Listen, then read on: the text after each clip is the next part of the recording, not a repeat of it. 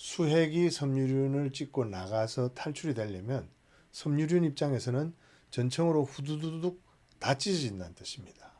섬유륜이 24겹에서 한 26겹 정도 아주 단단한 자동차 타이어 같은 그 껍질이 있는데, 안녕하십니까. 가을이 깊었습니다. 우리가 가을 하면 몇 가지 개념이 줄줄이 사탕으로 떠오르지 않습니까? 선선한 날씨, 맑은 하늘, 추석, 송편, 약과, 고기전, 탕국, 이런 식으로 결국은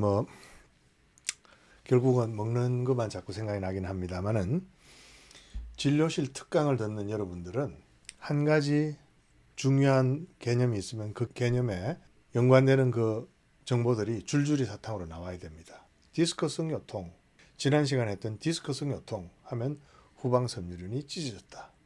그 상처에 염증이 생긴다. 그 염증이 섬유화가 되면서 흉터로 변할 것이다. 이런 게 줄줄이 사탕으로 떠올라야 되고요.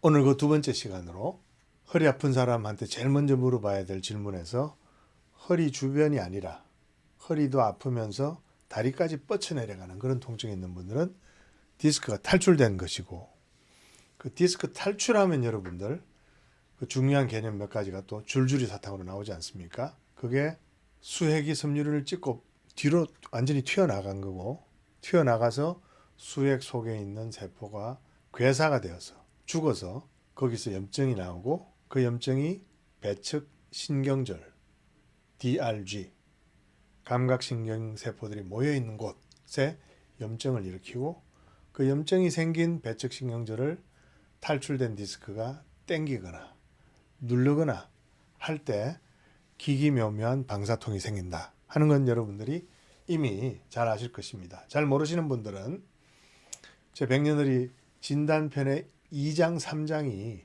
디스크 탈출에 관한 건데, 3장이 특히 더 아주 그 디스크 탈출에 대한 그 깊은 통찰을 느낄 수 있는 그런 아주 중요한 챕터입니다. 진단편 3장을 꼭 읽어보시고, 그 다음에 동영상에서도 제가 몇 개 그 커버해 놓은 동영상이 있습니다. 그것 한번 보시고 하시는데, 그 중에서 이제 디스크 탈출에 있는 분들이 깜빡하기 쉬운 아주 중요한 포인트가 있어요. 그게 뭔가 하니, 수핵이 섬유륜을 찍고 나가서 탈출이 되려면 섬유륜 입장에서는 전층으로 후두두둑 다 찢어진다는 뜻입니다.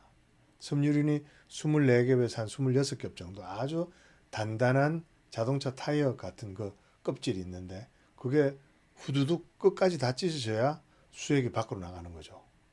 물방석이 터지는 거죠. 그 수액이 다 찢어진다는 사실에 대해서 많은 분들이 좀 알긴 아는데, 그게 현실에서 실제 상황에서 그걸 적용하는 데 문제를 느끼는 분들이 많습니다. 그래서 그걸 좀 더 깊이 있게 알아야 되는데, 오늘은 그 깊이 있게 알지 못했던 두 분의 정례에 대해서 말씀드리겠습니다.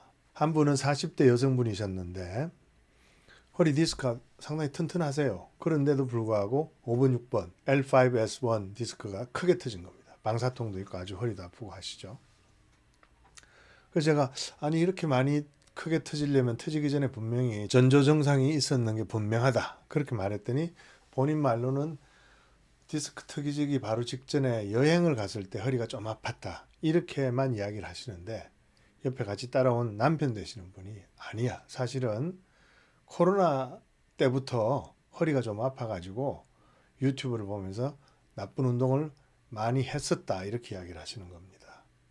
그래서 그 나쁜 운동이 본인은 조금 불안했는데 알고 봤더니 산마라에 해당이 되는 운동이더라 그렇게 이야기를 하시는 겁니다. 그러니까 코로나 때니까 벌써 한 1년 2년 이상 허리가 계속 아팠다 안 아팠다 했던 것이죠. 거기에 대해서 본인이 잘못된 정보로 잘못된 운동을 해서 25겹이 되는 그 두꺼운 후방섬유륜을 다 찢고 속에 있는 수액을 밖으로 확 밀어낸 겁니다.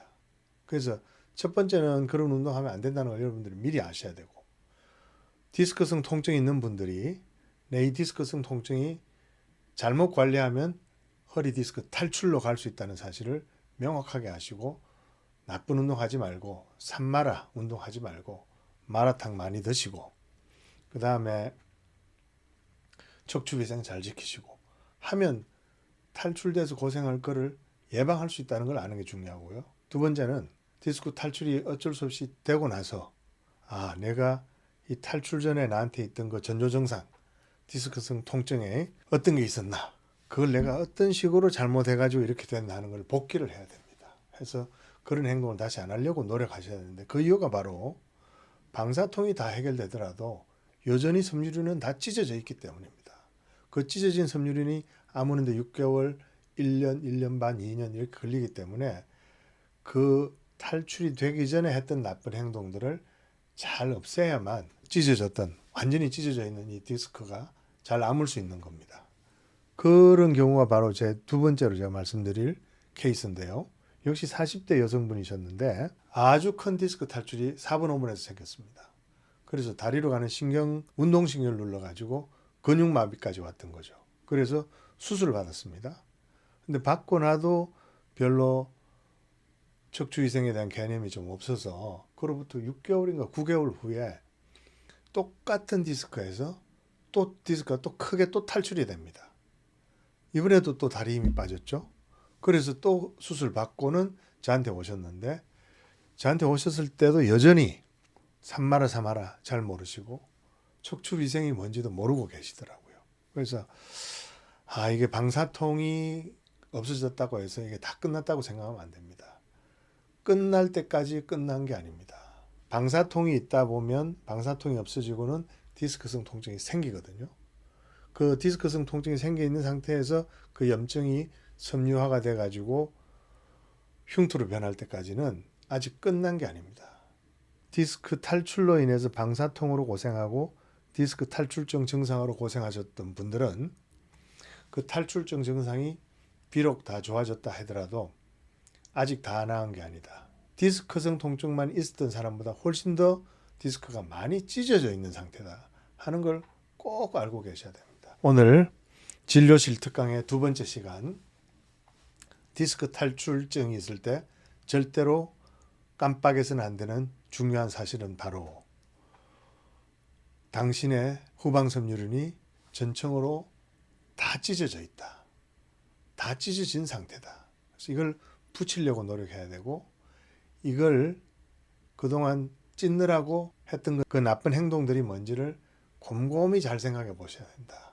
그래서 그거를 척추위생에 맞춰서 산마라의 원칙에 맞춰서 다 바꿔나갈 때 여러분들 허리가 다시 건강해질 수 있다는 그런 뜻입니다. 진료실 특강 두 번째 시간 오늘은 여기까지입니다. 고맙습니다.